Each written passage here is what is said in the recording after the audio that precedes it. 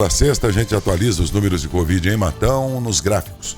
São gráficos científicos que mostram o desenho tanto da incidência do vírus aqui em nosso município, particularmente, quanto também outros marcadores, outros indicadores importantes, como de letalidade, de infectados, daqueles que, portanto, de alguma forma fazem parte desse quadro de acompanhamento de Covid em nossa cidade, graças ao esforço sempre semanal do Lucas Marchione, que conversa agora com a Samara Inácio, exatamente mostrando como se comportou nos últimos 7 de sexta-feira para cá o Covid aqui em nossa cidade, trocando em miúdos, trocando números complicados e difíceis às vezes de serem entendidos por gráficos que são o desenho da situação em nosso município. Samara.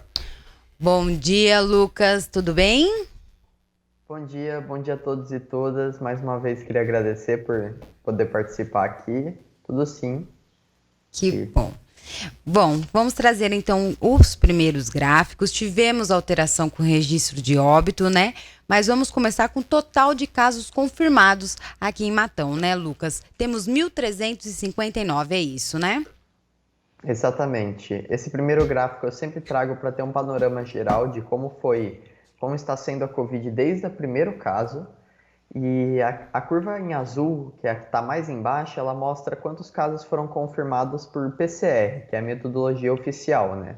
Nós chegamos a 497 casos nessa semana. E um pouquinho para cima a gente chega com a curva em vermelho, mostrando quantos casos foram confirmados em testes particulares. Isso resulta em 862. E a somatória dos dois, até quinta-feira, são 1.359 casos no total. Para quem acredita que já foi a pandemia, apesar de estar sendo falado muito na segunda onda, esse gráfico, a acentuação sempre crescente, mostra que não há uma queda, não há uma redução na pandemia, né, Lucas? É só crescente, né?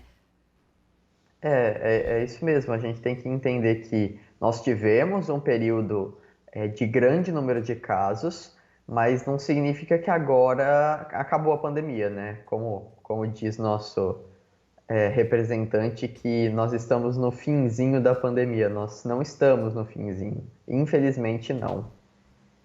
E agora seguimos para o próximo gráfico com os novos casos oficiais por semana. Chegamos a ter em agosto o registro de até 50 casos, mas nessa semana foram 12, correto, Lucas? Exatamente. A gente vê uma tendência de um número mais baixo do que quando a gente já teve muitos casos.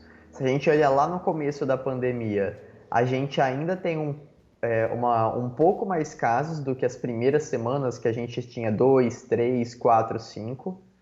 A gente teve 12 casos essa semana, confirmadamente por PCR, né? E perto de quando a gente esteve no nosso máximo, que é em final de julho e agosto, nós estamos ainda em uma quantidade baixa. Porém, quando a gente olha, e aí já mudando para o próximo gráfico, a gente vê a proporção de testes.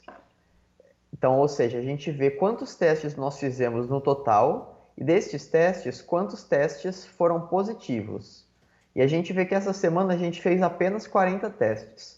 Desses 40, 12 foram positivos. Então, a gente vê, por exemplo, que na semana passada nós tivemos um teste a mais, 41, só que nós tivemos 4 testes positivos a menos. Então, quando a gente fala que a gente está com um número baixo de casos, a gente também tem que entender que a gente está com uma testagem baixa. Certo, para a cidade que já teve até 126 testes no mês de julho, 40 testes realmente não é suficiente. E desses 40, 12 então estariam com o coronavírus, sendo em média 20% isso, né, Lucas? A gente olha, por exemplo, se a gente fizer uma comparação rápida, 126 testes são 3 vezes a mais que 40. Certo. E quando a gente fez 126 testes, a gente teve 36 casos. Hoje a gente teve 12, ou seja, 3 vezes a mais. Então, Correto. na proporção de testes, nós estamos no mesmo percentual de quando a gente fez lá no começo, lá em julho. A proporção de testes positivos pelo total. Então, quando a gente olha e fala, e temos poucos casos, a gente tem que entender a semana, e nós chegamos a 30 óbitos, né? Mais um novo óbito essa semana. E meus sentimentos aos familiares e amigos e conhecidos da vítima. E, infelizmente, a gente vê que nós não estamos tranquilos ainda, né? Infelizmente, a gente ainda vê óbitos acontecendo. E, por isso, a gente deve manter nossos cuidados, manter nossa atenção, principalmente agora nesse fim de ano, com o Natal chegando, com o recesso das aulas, que mesmo sendo remotas, ainda estão tentando prender um pouco as crianças, os jovens mais em casa. E a gente vê que no Brasil inteiro, o maior número de casos agora está sendo dos mais jovens, né? Que são essas pessoas que estão mais cansadas e estão se movimentando, estão saindo, estão indo para festas, bares, restaurantes, e muitas vezes não mantendo hábitos de higiene que deveriam manter. E o problema é que quando esses jovens pegam, muitas das vezes é verdade, eles não têm desenvolvimento de sintomas graves ou vêm a óbito. E aí que tá o perigo, mas eles né? passam para outras pessoas, para pais, mães, tios, avós, que esses sim acabam sendo internados e tendo sintomas mais graves. É muito comum assintomáticos, né, nessa faixa etária dos mais jovens, mas o que não significa que eles continuem transmitindo para várias pessoas, né? Esse é Exatamente. Nós tratamos aqui durante a semana com o Dr. César Minelli, diretor técnico do Hospital Carlos Fernando Malzone, e ele falou sobre a reinfecção, o registro de casos já na literatura de pacientes que foram reinfectados pelo coronavírus, né? Então tem também essa preocupação. As pessoas não podem pensar que estão imunes, matam com esses cerca de 1.300 casos. Essas pessoas não devem achar que já estão imunes, né?